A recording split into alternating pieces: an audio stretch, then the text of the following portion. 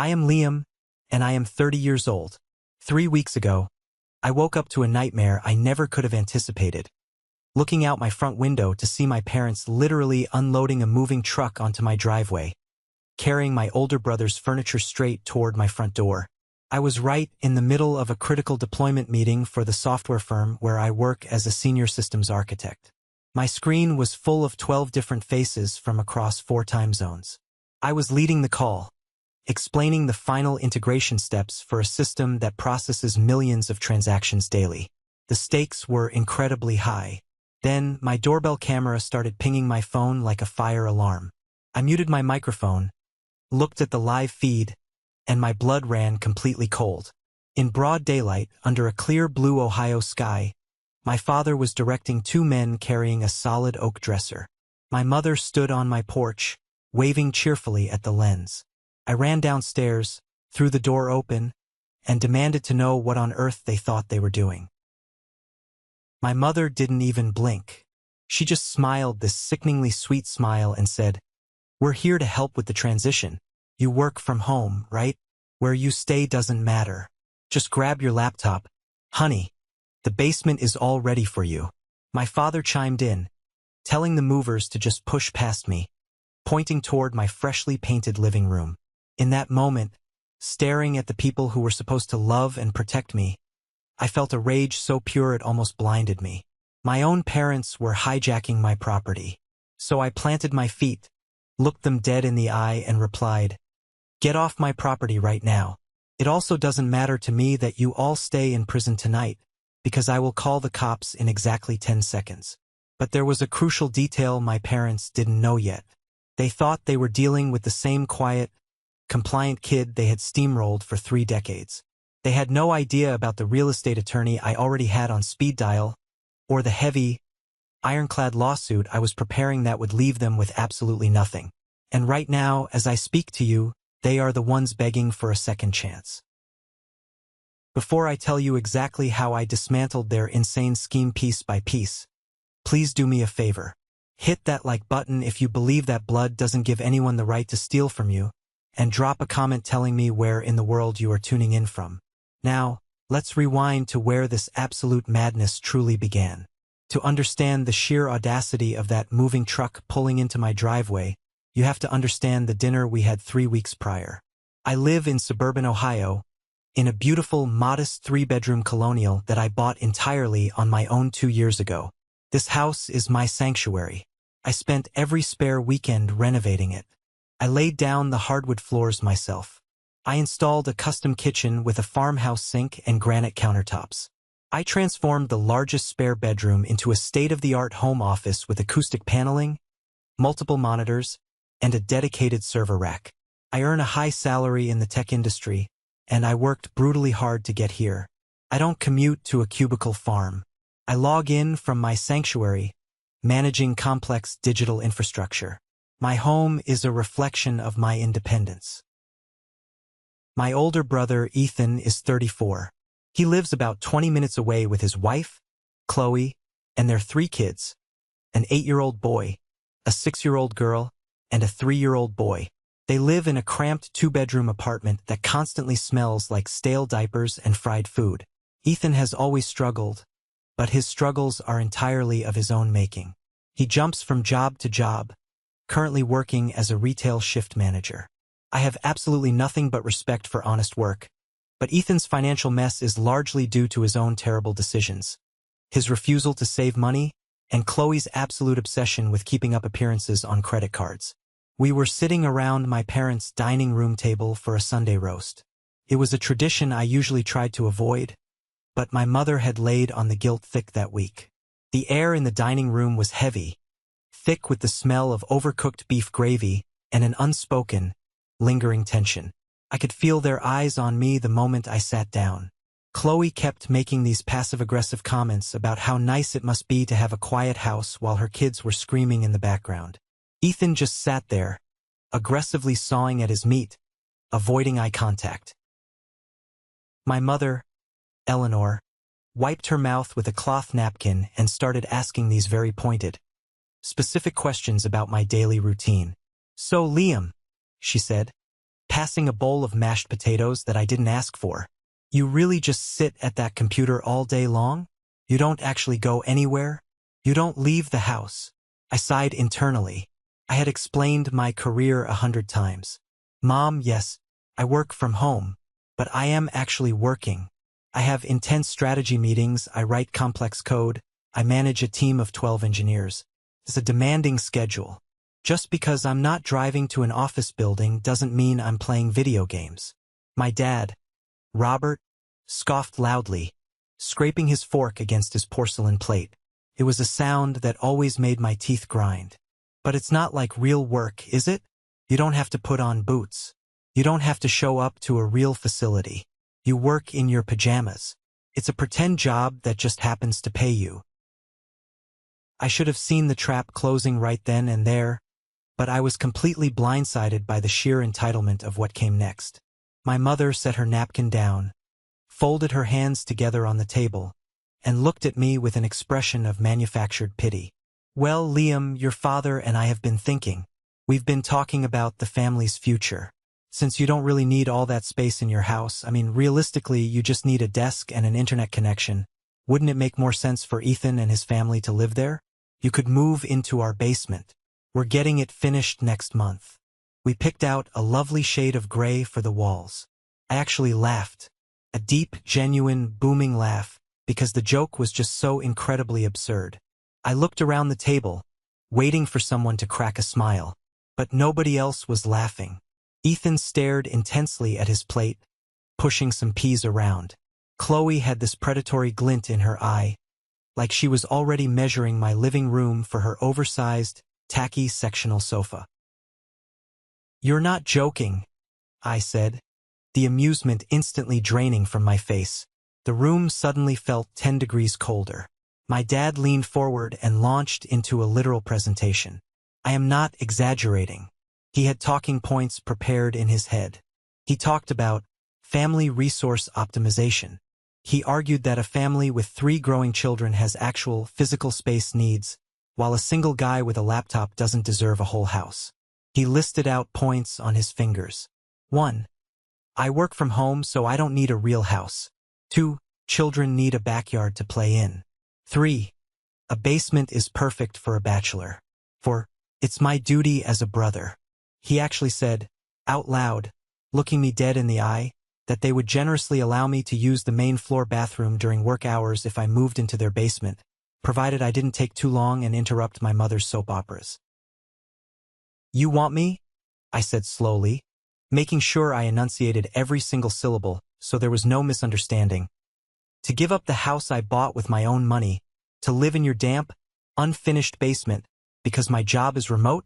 My mother frowned, acting as if I was the one being incredibly unreasonable and difficult. It's not like you're using it properly, Liam. You have 2 empty rooms. You just use them for your office and your music recording hobbies. That's incredibly wasteful when your own blood family needs real housing. Ethan's kids are sleeping in a closet practically. I tried to inject logic into a room utterly devoid of it. I kept my voice steady, though my heart was pounding. I reminded them that I pay the mortgage. I pay the astronomical property taxes. I pay the homeowner's insurance. I pay the utilities. It is my name and only my name on the deed. I saved for a 20% down payment while eating ramen noodles for 3 years. My father just shook his head in absolute disgust, waving his hand as if my financial responsibility was completely irrelevant. But you earned that money sitting in a chair at home, Liam. It's not the same as Ethan, who has to commute to a real job and stand on his feet all day. Family helps family. You have a surplus and they have a deficit. We are fixing it. I stood up from the table. I didn't say another word. I grabbed my coat, walked out the front door, and got into my car. I drove home gripping the steering wheel so hard my knuckles were white. I honestly, foolishly thought they would wake up the next morning, realize how insane they sounded, and drop it. I thought it was just a bizarre, drunken Thanksgiving-level family argument that would fade away. I was so incredibly wrong. The nightmare hadn't even truly started.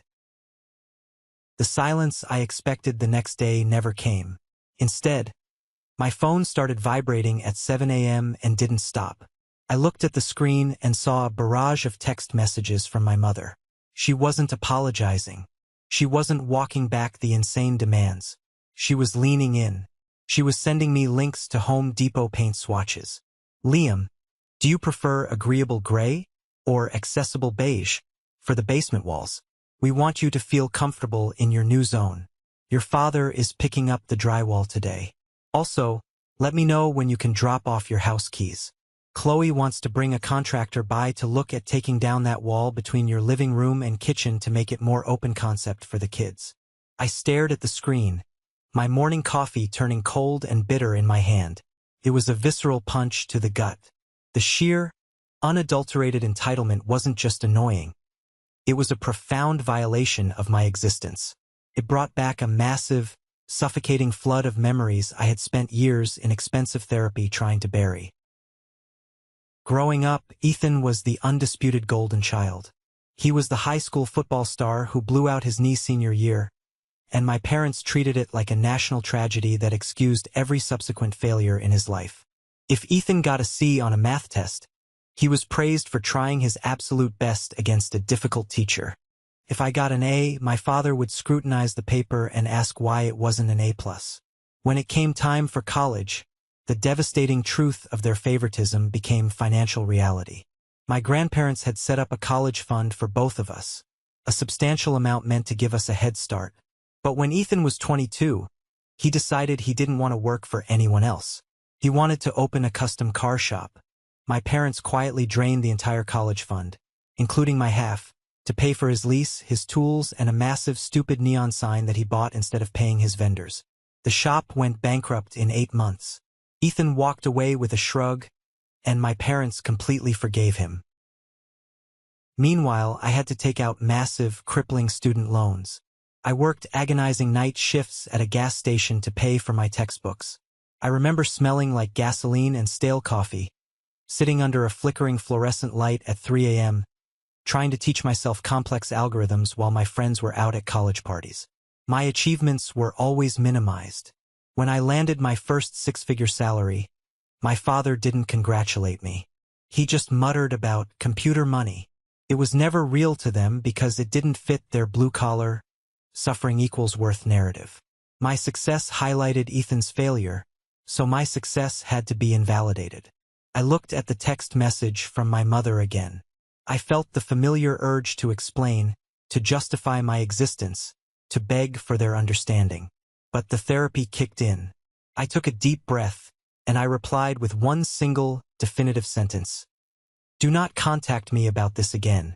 You are not getting my keys, and I am not moving out of my own home. 10 minutes later, my phone rang. The caller ID showed Aunt Martha, my dad's older sister. Martha had always positioned herself as the family peacemaker, the one who baked cherry pies and smoothed over arguments at Thanksgiving dinners. I picked up, hoping for a voice of reason. Liam, honey, she said, her voice dripping with artificial, saccharine concern. Your mother is just in absolute tears over here. She's inconsolable. You're being so incredibly harsh.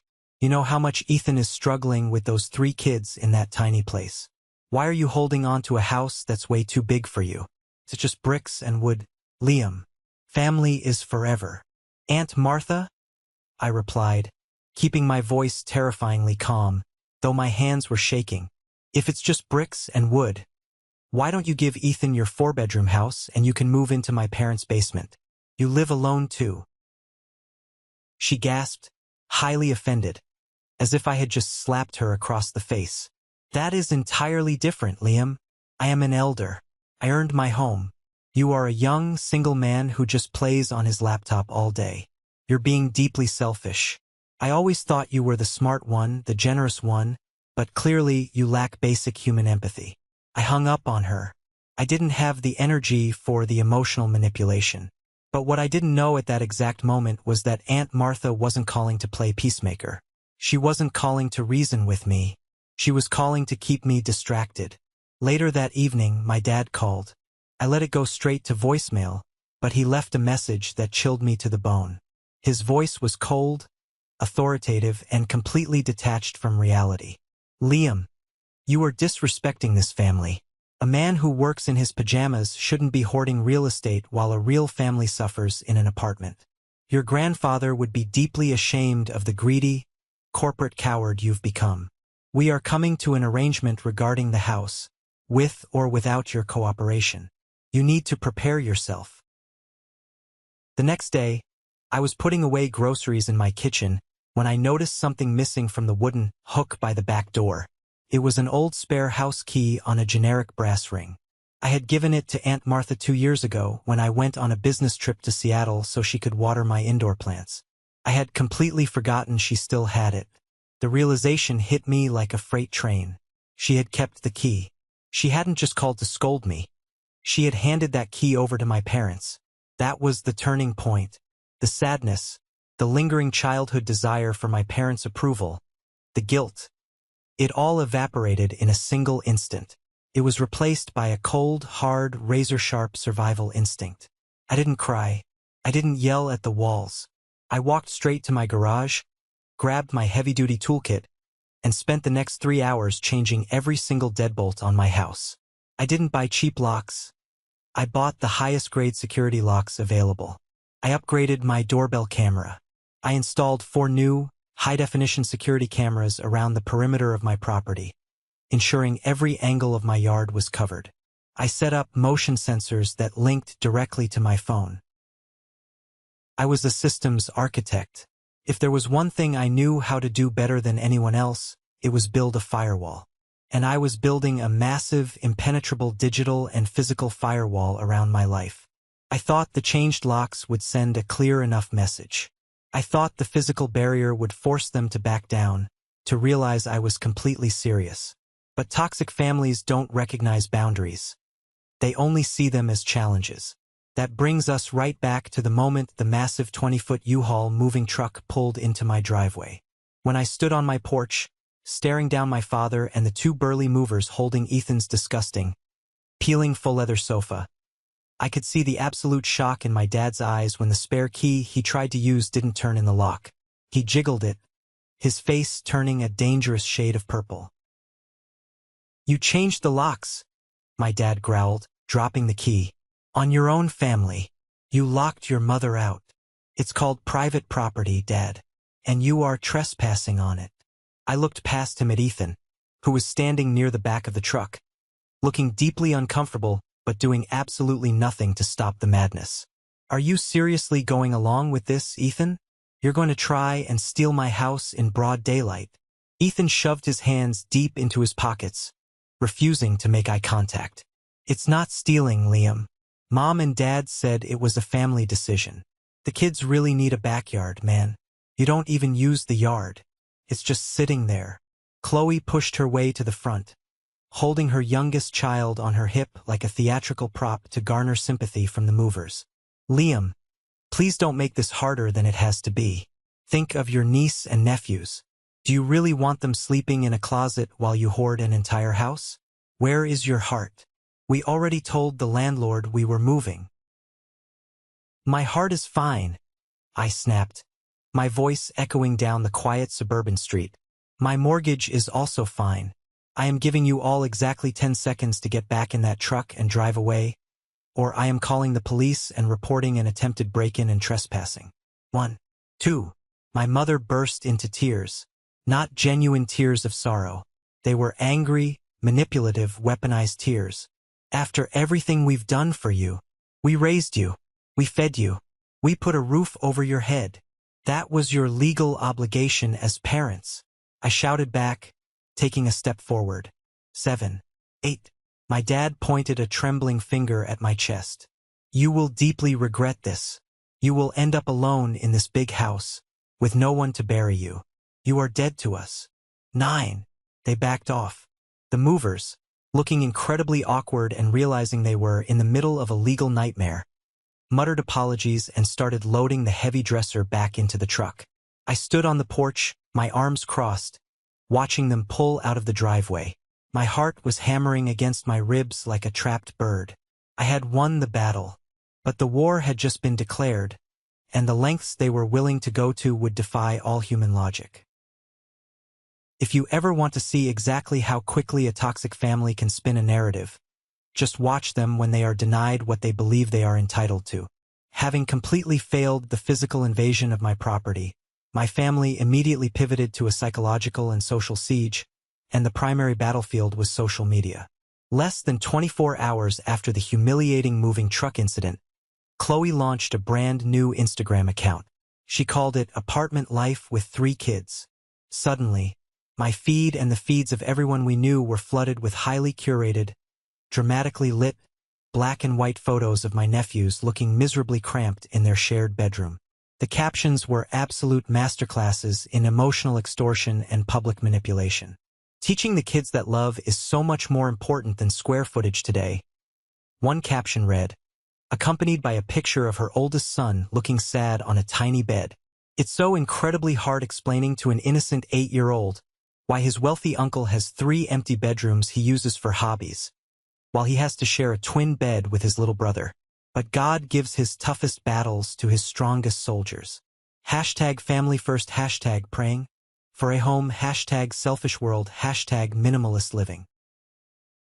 It was a highly targeted, precision assassination of my character. And the extended family, hungry for drama, ate it up like candy. My cousin Kevin, a guy I hadn't spoken to in 5 years because he borrowed money and never paid it back, commented, absolutely disgusting, Chloe. I am so sorry. Some people get a little tech salary, sit in front of a screen, and completely forget where they came from. Real men provide for their families. Liam is a disgrace. My mother was sharing Chloe's posts directly to her Facebook wall, tagging everyone in our hometown, church members, old high school teachers, local business owners. She added passive-aggressive little prayers about hoping my hardened heart would soften before the holidays. They were meticulously painting me as a greedy, corporate monster hoarding immense wealth while my innocent, angelic relatives suffered in absolute squalor. I started getting texts from people I barely knew, high school acquaintances I hadn't seen in a decade, distant relatives from out of state, all offering unsolicited, highly offensive advice about how family legacy is more important than property rights. But the betrayal didn't stay confined to the glowing screens of the internet. It bled out into my physical reality, poisoning my actual life. A few days later, on a Saturday morning, I was walking out to my mailbox. My neighbor, Dave, a guy I normally drank beers with on the weekends and watched football games with, was mowing his lawn.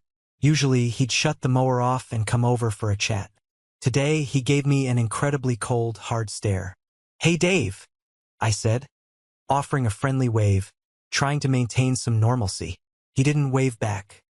He left the mower idling, walked over to the white picket fence dividing our properties, and crossed his arms over his chest. "Liam, man, I saw Chloe's posts on Facebook. My wife showed me. I felt my stomach drop. Dave, you have to understand, that's not the whole story. I didn't realize you were kicking your own brother and his little kids out on the street." Dave interrupted, his tone laced with disgust. "That's pretty low, dude. I mean, I see you inside. You work in your sweatpants all day. You don't even use the whole house. Would it really kill you to help your own flesh and blood out? My brother lived with me for a year when he lost his job." I felt a cold rush of adrenaline. They were turning my own neighborhood against me. They were weaponizing the people I lived next to. "Dave, listen to me. They aren't on the street. They live in a leased apartment. And they are demanding, not asking, demanding, that I give them my house, sign over the deed, and move into my parents' unfinished basement. I bought this house." Dave looked highly skeptical, shaking his head. "That's not what your mom told my wife at the grocery store. She said you explicitly promised Ethan the house when you got your big promotion last year, and now you're backing out because you want to build a private gym in the spare room." The lies were so thick, so maliciously fabricated. I could barely breathe. I realized there was no point arguing. I turned around, walked back inside, locked the heavy deadbolt, and just stood in the dark hallway. I felt entirely isolated. It is a terrifying, suffocating feeling to realize that the people who share your DNA are actively, strategically trying to destroy your reputation just to steal your real estate. But the absolute peak of their insanity, the moment that proved they had completely lost touch with reality, happened the following Tuesday. I had a rare afternoon where I didn't have any video calls scheduled, so I was deep into a complex coding sequence, wearing noise-canceling headphones. Suddenly, my motion alerts went off. I pulled up the high-definition camera feed on my second monitor and saw my mother and father standing right in the middle of my front lawn. My father was holding a clipboard and a long measuring tape, aggressively measuring the distance from my front porch to the sidewalk. My mother was holding a large wooden stake and a heavy mallet. She was hammering something directly into my perfectly manicured grass. I threw my headphones on the desk, ripped open the front door, and marched outside.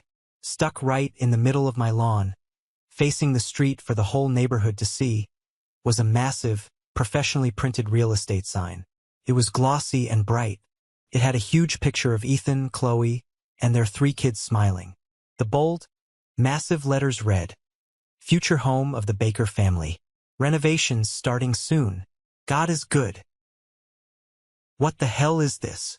I demanded, marching over, yanking the heavy wooden sign out of the dirt, and throwing it aggressively onto the concrete pavement. My father didn't even flinch. He just kept making detailed notes on his clipboard, completely ignoring my outrage. "Don't break the sign, Liam. It cost $80 at the print shop. We're just taking measurements for the patio expansion Ethan wants. He wants to put a fire pit right where your rose bushes are. Get off my property," I yelled, my voice cracking, no longer caring if Dave or any of the other neighbors heard me. "I am not giving you the house. Are you people completely delusional? You are trespassing again." My mother walked up to me, holding the mallet. Her face was pulled into a mask of pure, terrifying condescension. She looked at me not like a son, but like a psychiatric patient. "Liam, sweetheart, we are doing this for your own good. You are isolating yourself in this house. You're becoming a hermit. You stare at screens all day. We have consulted with the extended family, and we are stepping in to manage your affairs because clearly, living alone is severely affecting your mental state. You're hoarding." That was the exact moment the ground shifted permanently beneath my feet. She didn't just sound entitled anymore. She sounded clinical. She sounded like she was building a legal case. "Manage my affairs?" I repeated, my voice dropping from a yell to a dangerous, quiet whisper. "I am 30 years old. I make 3 times what Ethan makes. I pay my own bills. My credit score is over 800. You are not managing anything." "We'll see about that," my father said, snapping his clipboard shut with a sharp crack. "You bought this house with fake computer money. It's not real labor. You haven't earned the right to be this incredibly selfish. We'll be back on Friday with the general contractor to look at the load-bearing walls. Be ready." I watched them get into their SUV and drive away. A deep, sickening dread pooled in the pit of my stomach. This wasn't just a squabble over a house anymore. They were actively strategizing to strip me of my autonomy. They were setting the stage to claim I was mentally unfit to own property. The psychological warfare reached an absolute fever pitch over the next 48 hours. I was operating on purely adrenaline and caffeine. I woke up the morning after the sign incident, went to leave through my front door for an early morning run to clear my head, and found something heavy and metallic dangling from my front doorknob. It was a heavy-duty steel lockbox, the exact kind real estate agents used to store keys for property showings. They had actually come back in the middle of the night, sneaked onto my porch, and attached a lockbox to the handle of my own home. I was furious. I marched to the garage, grabbed a massive pair of bolt cutters, snapped the thick steel shackle in half with a loud crack, and threw the entire contraption into the trash bin.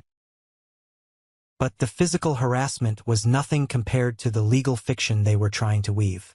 The real gut punch came with the afternoon mail delivery. Amidst the junk flyers and bills was a thick, heavy manila envelope with no return address. I opened it at my kitchen island. Inside was a multi-page document that looked like a formal legal contract, but upon closer inspection, it was printed on standard cheap printer paper. The header, typed in bold Times New Roman, Read. Residential Lease Agreement and Family Asset Redistribution Protocol. I read through the clauses, my vision literally blurring with sheer disbelief. It was a fake lease agreement drafted entirely by my parents, outlining the strict terms of my tenancy in their basement. The audacity was staggering. It demanded I pay them $600 a month in rent for the privilege of living underground. It required me to officially surrender the deed of my house to Ethan within 30 days. It included an aggressively strict curfew of 10 p.m., after which the basement door would be locked from the outside. Clause 4 was the most insulting. Tenant Liam is only allowed upstairs main floor access for meals and approved family gatherings. Kitchen privileges are restricted to non-peak hours to avoid disturbing the homeowners. It was a manifesto of pure, unfiltered, draconian control. The stress began to crush me physically. I wasn't sleeping. I was eating terribly. I was jumping at every shadow on my security monitors. The next day, during a critical one-on-one virtual meeting with my department manager, Sarah, I finally cracked under the pressure. I had missed a major coding deadline for the first time in my entire professional career. When she gently asked me what was going on, the dam just broke. I told her everything. I told her about the moving truck, the broken lockbox, the insane fake lease agreement, the coordinated social media smear campaign, and the neighborhood isolation. Sarah is a sharp, fiercely intelligent, no-nonsense executive based out of our Chicago office. She has zero tolerance for drama. She sat in her ergonomic chair, listened quietly, and took meticulous notes. When I finished my frantic explanation, she leaned into the camera, looking straight into my eyes. "Liam, I need you to listen to me very carefully right now," Sarah said, her voice dead serious. "What you are describing isn't just a quirky family drama or a boundary issue. It is severe psychological abuse, and it is highly organized, targeted harassment. You need to stop treating them like your parents, and start treating them like hostile actors trying to ruin your life." Her words were the bucket of ice water I desperately needed. She named it exactly what it was. I was still reacting like a wounded son, trying to reason with people who actively wanted to destroy me for their own gain. "Take the rest of the week off. Fully paid," Sarah commanded, typing something into her system. "Gather your evidence. Call a lawyer right now. And Liam?" The principal engineer position in the Denver, Colorado office just opened up. "I was going to wait until the quarter ended to talk to you about it, but I'm putting your name in for the promotion today. It comes with a massive salary bump. Get out of Ohio. Let's get you a comprehensive relocation package." A lifeline.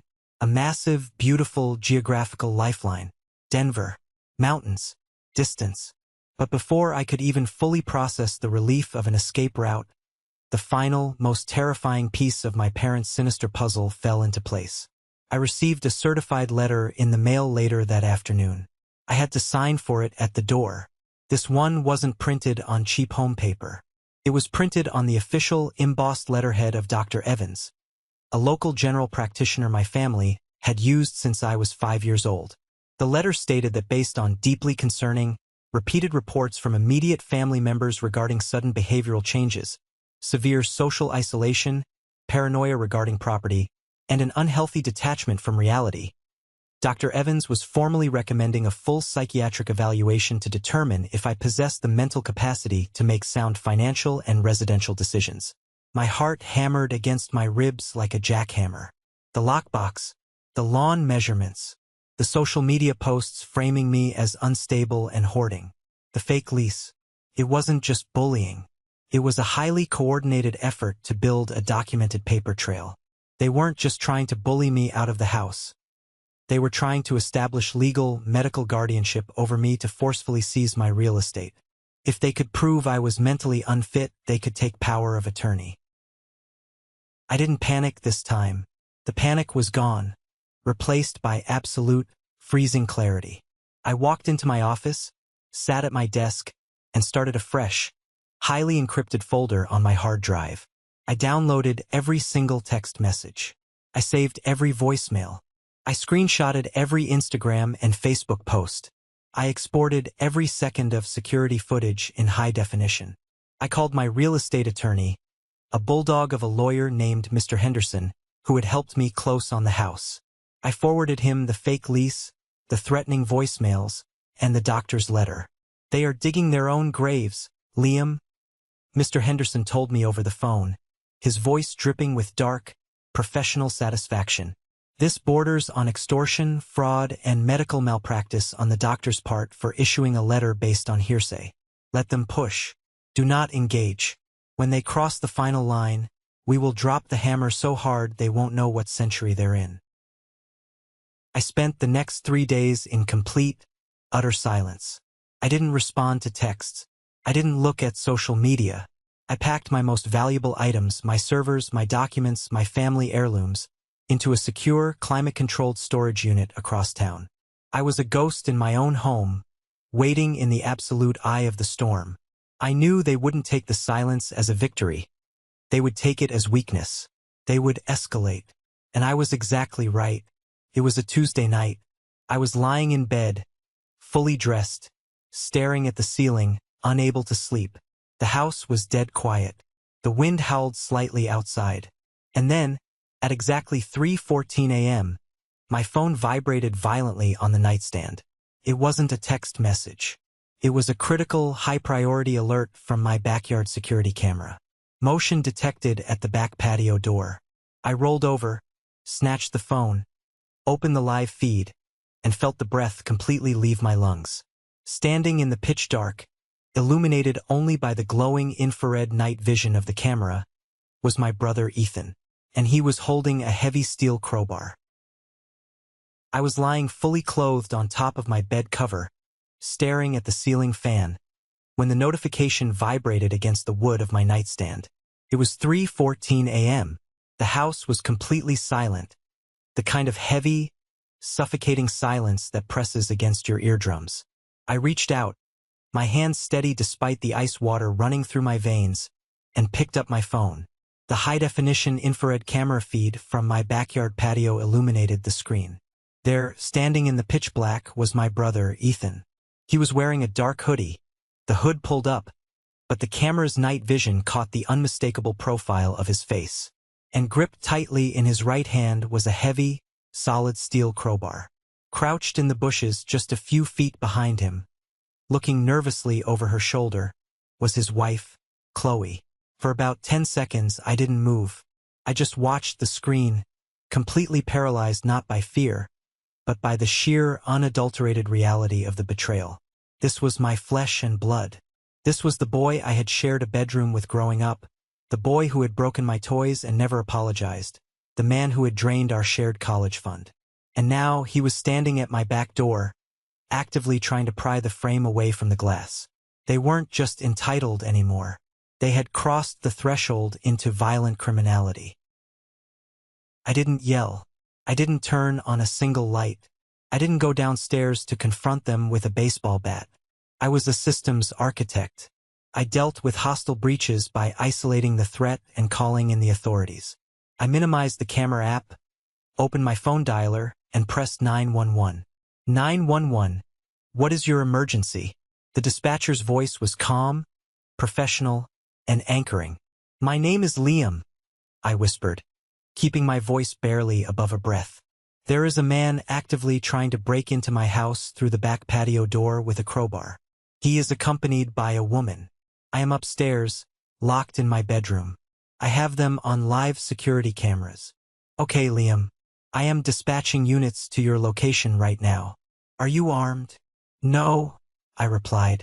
But the intruder has a heavy steel crowbar. And I know who he is. It's my older brother. There was a half-second pause on the line. Even the dispatcher, who likely heard horrors every single night, was momentarily thrown by the absolute tragedy of that statement. Stay on the line with me, Liam. Units are 3 minutes out. Do not engage them. I put the phone on speaker, muted my microphone, and switched back to the camera feed. Ethan was struggling. The heavy-duty security doors I had installed earlier that week were holding firm. He wedged the crowbar between the door and the frame, leaning his entire body weight into it. I could see the muscles in his neck straining.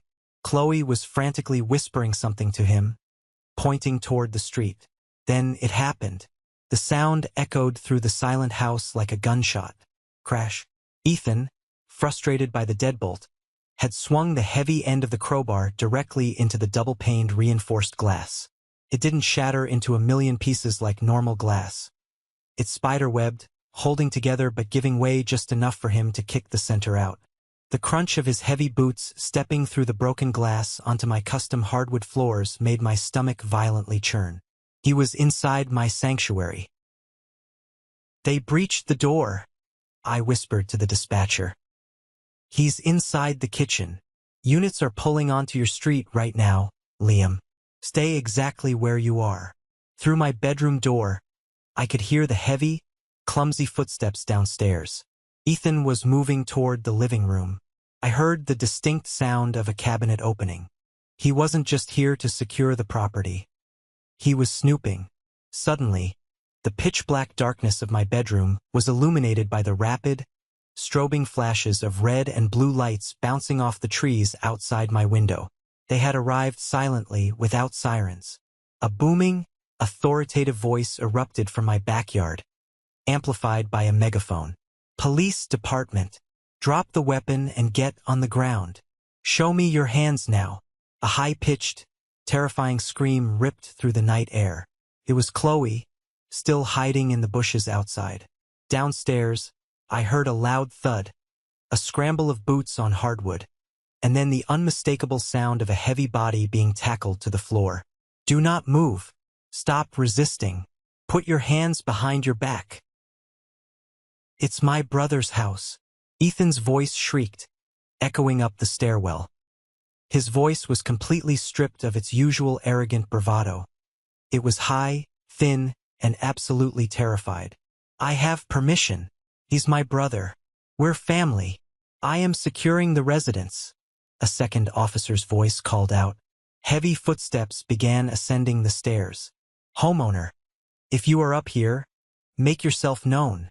I'm in the master bedroom, coming out," I called out loudly, keeping my hands empty and raised as I slowly opened my door. The hallway was swept by the blinding beam of a tactical flashlight. The officer lowered the light when he saw me. "Are you Liam?" he asked, his hand hovering near his duty belt. "Yes, officer. I'm the homeowner. We have 2 suspects in custody downstairs. We need you to identify them." I walked down my own staircase. The living room lights had been flicked on. The scene in my kitchen was something straight out of a surreal nightmare. There was shattered glass glittering all over the floor. The cold night air was blowing in through the ruined patio door. And there, pinned face down on my expensive hardwood, hands securely cuffed behind his back, was Ethan. Standing by the broken door, sobbing hysterically in handcuffs, her makeup running down her face in dark black streaks, was Chloe. Officer Davis, the veteran cop who patrolled our neighborhood, looked at me. "Do you know these individuals, sir?" I looked at Ethan. He turned his head sideways on the floor, looking up at me with wide, desperate eyes. "Liam, tell them it's a misunderstanding. Mom and Dad said it was okay to start moving stuff in tonight to surprise you. Tell them to take these cuffs off." I stared down at him.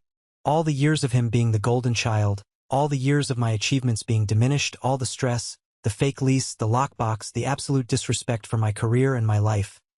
It all coalesced into a single block of ice in my chest. "I know them," I said, my voice completely devoid of any emotion. It was dead flat. "That is Ethan Baker and his wife Chloe Baker. I do not want them here. They broke into my property. I want to press full charges for breaking and entering, property damage, and trespassing." Chloe let out a wail that sounded like a dying animal. "You can't do this to us. We have 3 children. You're ruining our lives." "You ruined your own lives," I replied coldly, turning to Officer Davis. "I have the entire incident recorded on multiple high-definition cameras. I will provide the footage for the lawsuit." They hauled Ethan up by his arms. He was crying now, real tears of panic. As they marched them out my front door and loaded them into the back of the cruiser, my phone started vibrating again. It was my mother. I ignored it, I spent the next 2 hours giving my official statement and providing the digital files to the police. By 6 a.m., the sun was just starting to peek over the horizon, casting a pale, cold light over my broken door. My phone rang again. This time it was Mr. Henderson, my lawyer. Liam. His gravelly voice came through the speaker. I just got a call from the precinct. Your parents are down there right now trying to bail Ethan and Chloe out. And Liam, I did some digging into your parents' financial records like we discussed yesterday. I found the motive. I sat down heavily on a stool at my kitchen island, staring at the broken glass. What motive? I thought they just wanted the house for Ethan's kids. No, Mr. Henderson said, his voice dropping an octave. It's much worse than that. You remember Ethan's custom car shop that failed years ago? Yeah, he bankrupted it. He didn't just bankrupt it, Liam. Right before it went under, Ethan completely destroyed a client's vehicle. It was a vintage, fully restored Porsche 911. The engine block cracked due to his gross negligence. The client sued Ethan personally for hundreds of thousands of dollars. To keep their golden boy out of a devastating civil lawsuit and potential criminal fraud charges, your parents took out a massive second mortgage on their own home to pay off the settlement. The room started to spin slightly. They took out a second mortgage? Yes, and they are currently 60 days past due. They are drowning, Liam. They are on the absolute brink of foreclosure. They don't just want Ethan to live in your house. They wanted you out, and they wanted that psychiatric evaluation to go through so they could declare you mentally unfit. If they had power of attorney over you, they wouldn't just move Ethan in. They were planning to liquidate your entire real estate portfolio, your house, and drain your corporate salary accounts to pay off the debt Ethan caused. I gripped the edge of the counter until my knuckles turned white. It wasn't about family. It wasn't about bedrooms for the kids. It was a calculated, desperate, predatory financial heist. They were going to sacrifice my sanity, my career, and my home to cover up Ethan's catastrophic failure. I'm coming to the precinct, I told Mr. Henderson. Meet me there. I arrived at the local police precinct just before 8 a.m. The lobby was a sterile, depressing room bathed in buzzing fluorescent light, smelling strongly of floor wax and stale, burnt coffee. The moment I pushed through the heavy glass double doors, the shouting stopped. Sitting on a hard plastic bench against the far wall were my mother and father. Ethan and Chloe were still in holding cells, waiting for the bail bondsman to process the paperwork. When Eleanor saw me, she didn't look remorseful. She looked like a cornered animal. She stood up, smoothing her skirt, and marched toward me, her eyes blazing with a toxic mix of fury and sheer panic. You monster, she hissed, pointing a trembling finger right at my face. You actually had your own brother arrested. You put the mother of your nephews in a cage. Have you lost your mind? Tell the desk sergeant right now that you are dropping the charges. We are a family, Liam. We handle things internally. I didn't back away. I stood my ground, towering over her. We don't handle felonies internally, Mom. He broke my glass door with a crowbar. My father stepped up, puffing his chest out, trying to use physical intimidation. It was a misunderstanding. We told him to go over there to secure the property. We thought you were having a mental episode, and now you've ruined everything. How is Ethan going to explain an arrest record to his boss? I don't care, I said flatly. Just then, Mr. Henderson walked through the doors. He was wearing a sharp, expensive navy suit and carrying a thick leather briefcase. He looked like a shark entering a goldfish pond. He stood next to me, opening his briefcase and pulling out a thick stack of documents. Mr. and Mrs. Baker, Mr. Henderson said smoothly. I am Liam's legal counsel. I strongly advise you to stop harassing my client in a police station, as it can and will be added to the harassment and extortion charges we are currently drafting. Eleanor scoffed, though her hands were visibly shaking. Extortion? You're a ridiculous ambulance chaser. We are his parents. We are simply trying to manage a family asset. Ah yes, the family asset, Mr. Henderson said, flipping through a file. You mean this house? The one Liam owns free and clear? Because from the financial records I subpoenaed yesterday afternoon, it seems your own house is practically owned by the bank. 60 days past due on a massive second mortgage. Robert? A mortgage you took out to pay off the owner of the vintage Porsche that Ethan destroyed. The color instantly, completely drained from both of my parents' faces. They looked as if they had just been physically struck by lightning.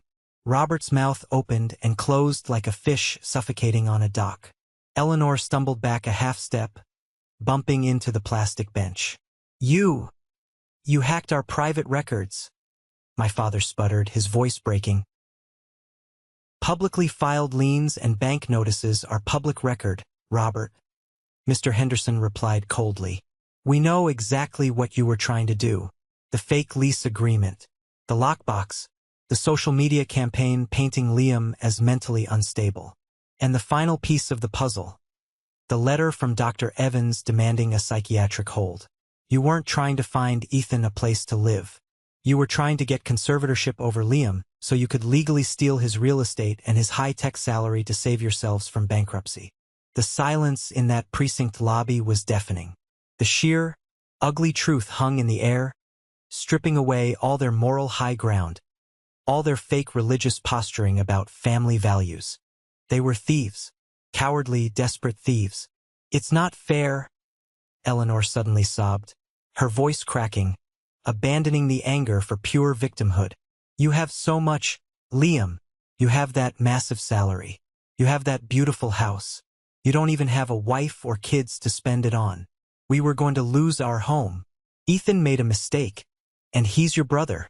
It's your duty to share your inheritance, your wealth, to protect the family name. I don't have an inheritance, I said, my voice echoing off the tile walls. Because you gave it all to Ethan for a car shop that he burned to the ground. I built my life with my own 2 hands, and you tried to steal it. You are dead to me. Do not contact me again, or Mr. Henderson will file for a permanent restraining order. I turned on my heel and walked out of the police station, leaving them standing there in the ruins of their shattered conspiracy. When I got to my car, I sat in the driver's seat and just breathed. The cold morning air felt incredible in my lungs. For the first time in 30 years, the fog of guilt that had constantly hovered over my head was completely gone. Later that morning, I logged onto my laptop from my home office. The broken glass downstairs had been boarded up by an emergency repair crew. I opened an encrypted video link with Sarah, my manager. How are you holding up, Liam? She asked, her expression serious. I'm done here, Sarah. The ties are completely severed. I need out of Ohio. Sarah nodded, a small, proud smile touching her lips. Done. The promotion to principal engineer in the Denver office is officially approved by the board. Your new salary includes a 20% bump. The relocation package covers full moving expenses and temporary corporate housing while you find a new place in Colorado. You start in 3 weeks. I thanked her, closed the laptop, and immediately called Mr. Henderson. Sell the house. Off market. Fast. I don't care if we take a slight hit on the price. I want it gone before they even realize what's happening. Mr. Henderson works fast. Within 48 hours, he brought me a private cash buyer. A young couple moving in from out of state who loved the custom kitchen and didn't need to deal with bank appraisals. We signed the preliminary paperwork in his office. But my parents, out on bail along with Ethan and Chloe, made one final, incredibly desperate legal maneuver. They were facing criminal charges, their debt was suffocating them, and they realized they were losing control. A week before my closing date, Mr. Henderson called me, laughing darkly. Liam, you won't believe this. Your father just tried to file a fraudulent mechanics lien against your property at the county clerk's office. A what? For what work? He submitted a handwritten invoice claiming you owe him $85,000 for childhood expenses, room and board, and emotional support services provided before you turned 18. He tried to attach it to the deed to block any potential sale of the house. It was pathetic. It was the frantic flailing of a drowning man. Mr. Henderson obliterated the fake lien within hours with an emergency injunction, threatening to add felony fraud to my father's growing list of charges. The county clerk threw the paperwork in the trash. Meanwhile, my house became a fortress of quiet efficiency. I hired a specialized moving team. They came in unmarked trucks in the middle of the night. I packed my servers, my clothes, my life. I left no trace. I didn't tell a single soul in the neighborhood. Not even Dave. Let them believe the lies. The truth was about to hit them like a freight train. In the midst of this, a surprising ally emerged. I received a phone call from Grace, Chloe's mother. Grace was a tough, no-nonsense retired nurse who had always disapproved of Ethan. "Liam," Grace said, her voice heavy with exhaustion. "I am so incredibly sorry for what my daughter and your brother did to you. It's unforgivable." "Thank you, Grace. But you don't have to apologize for them." "I'm not just apologizing," she said fiercely. "I'm taking action. I just filed for emergency custody of the 3 kids. With Ethan and Chloe facing felony charges, and their apartment lease getting terminated next week due to unpaid rent, Child Protective Services was getting involved. I won't let my grandkids go into the system because of their parents' greed. The kids are safe with me now." A massive weight lifted off my shoulders. The kids were the only innocent victims in this entire nightmare. Knowing they were safe with a sane adult was the final piece of closure I needed. I loaded the last box into my car. I stood in the empty living room of the house I had rebuilt. I didn't feel sad. I felt victorious. I locked the front door, leaving the keys inside a secure lockbox for the new owners, and started the long drive toward the Rocky Mountains. Closing day. I was sitting on the balcony of a beautiful, high-rise corporate apartment in downtown Denver. The air was thin, crisp, and completely devoid of the suffocating humidity of Ohio. The snow-capped peaks of the Rockies framed the horizon. I had my laptop open on the patio table, a hot cup of black coffee in my hand. My phone buzzed. It was an alert from the security cameras I had officially transferred over to the new owners, the Millers. We had an agreement. I would keep access to the exterior feeds for 1 extra week, just in case my family tried anything insane. They did not disappoint. At exactly 10 a.m., my parents' SUV pulled up to the curb in front of my old house, and trailing right behind them was a massive, rented 20-foot U-Haul truck. I watched the live feed in high definition.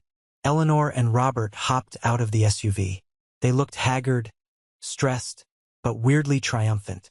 They had absolutely no idea the house had been sold. They thought I was still cowering inside, ignoring their calls.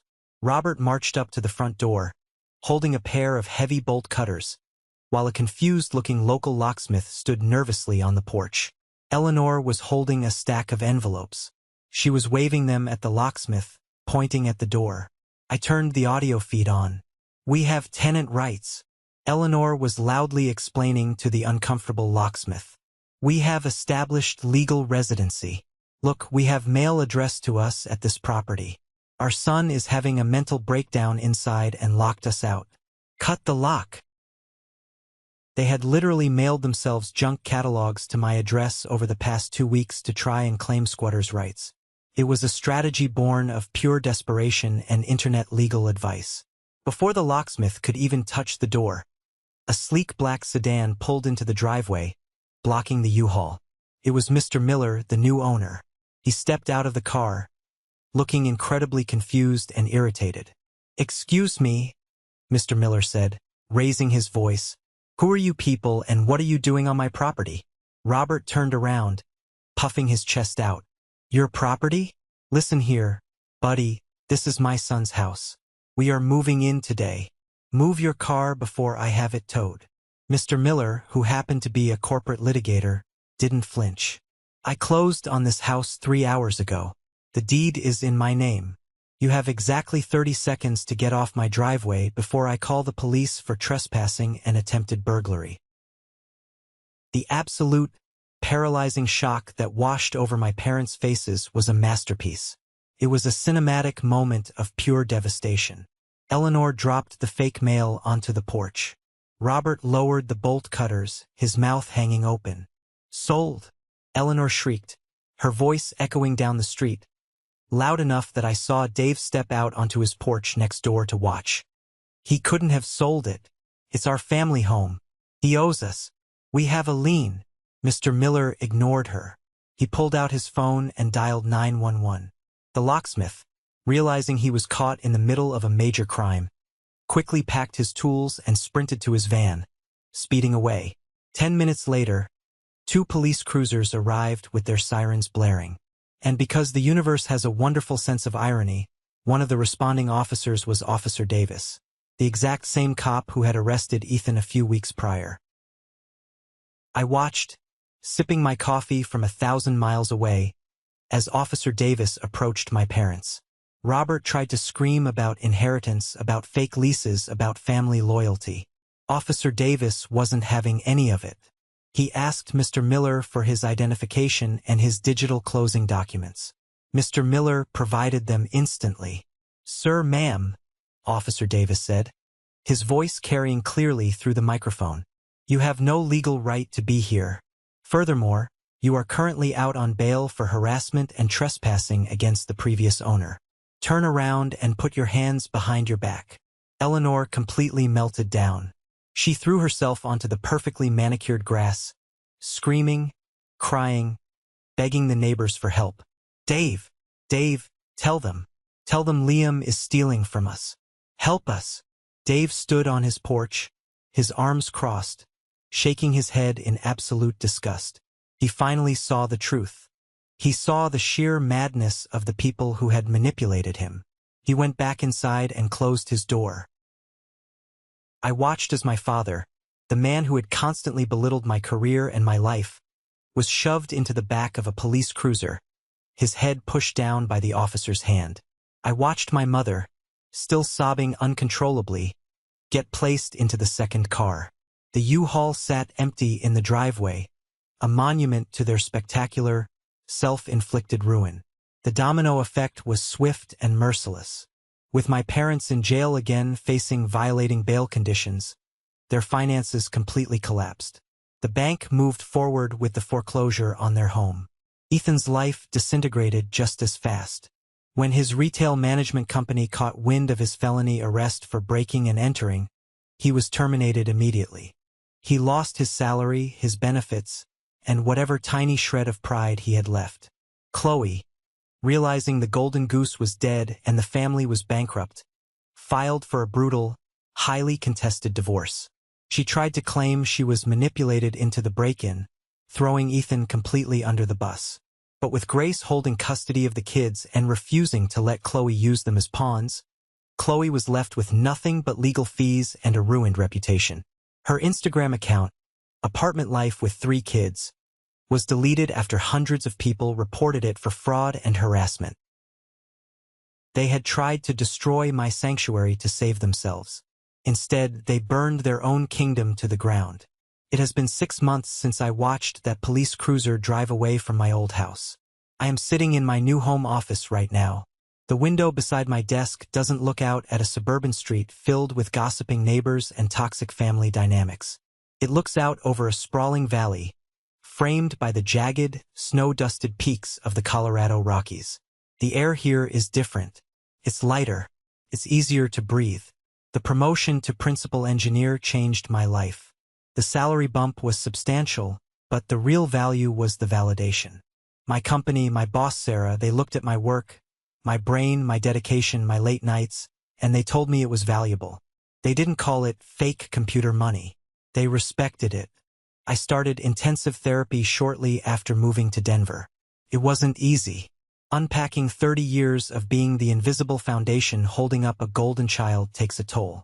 My therapist helped me realize that my parents never truly saw me as a son. They saw me as a resource, an emergency fund, an insurance policy for Ethan's inevitable failures. They loved what I could provide for the family unit, but they deeply resented my independence because it meant they couldn't control me. Setting boundaries isn't just about changing locks or blocking phone numbers. It's an internal rewiring. It's the incredibly painful process of accepting that the people who were supposed to love you unconditionally are actually entirely incapable of doing so. Blood does not mandate loyalty. DNA does not excuse abuse. Yesterday, I was clearing out my spam folder when I saw an email slip through the filters. It was from a generic, newly created Gmail address, but the subject line was unmistakable. Liam, please. We need you.